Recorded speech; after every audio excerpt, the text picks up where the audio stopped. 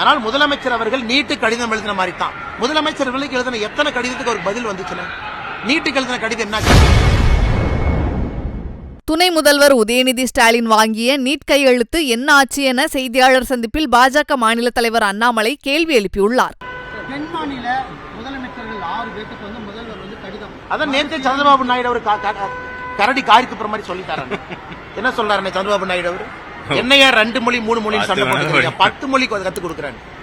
10 மொழி கத்து கொடுப்பேன். அவர் இன்னைக்கு சொல்ல, நீ ஆந்திரால மட்டும் இருக்க கூடாது, ஹைதராபாத்ல வேணும், பே ஏரியா சான் பிரான்சிஸ்கோ ஆளணும், மைக்ரோசாப்ட் கூகுள்னு பெரிய பெரிய வார்த்தைலாம் அதெல்லாம் தமிழ்நாடு முதலமைச்சருக்கு என்னன்னே தெரியாது.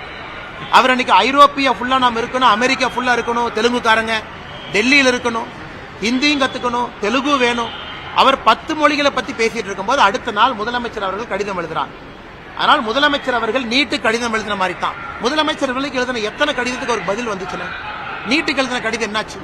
இந்தியால பாரதிய ஜனதா கட்சி சாராத எல்லா முதலமைச்சருக்கும் கடிதம் எழுதினார். இன்னைக்கு முதலமைச்சர் காலையில முகநூல்ல சொல்றாரு, ட்விட்டர்ல சொல்றாரு, பாரதிய ஜனதா கட்சியுடைய கையெழுத்து இயக்கம் சர்க்கஸ் மாதிரி இருக்காங்க. கொடுமை பாருங்க. சரி, உதயநிதி ஸ்டாலின் நீட்டு கையெழுத்து இயக்கம் நடத்தினாரு, என்னாச்சு? நீங்க பத்திரிகையில காமிச்சீங்க, நீட்டுக்கு வாங்கின கையெழுத்தெல்லாம் குப்பை தொட்டில போட்டு போயிருந்தாங்க. அப்ப உங்க பையன் நடத்துறது எப்படி இருந்துச்சாமா?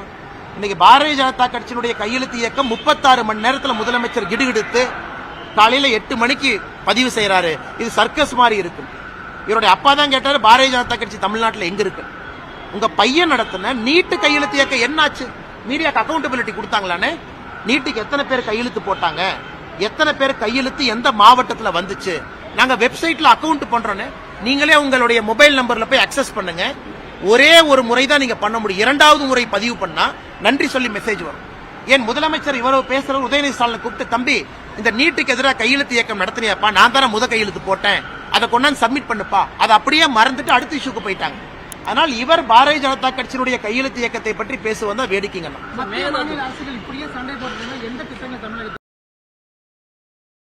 செய்திகளை உள்ளது உள்ளபடி தெரிந்து கொள்ள ரெஃப்ளெக்ட் நியூஸை சப்ஸ்கிரைப் பண்ணுங்க.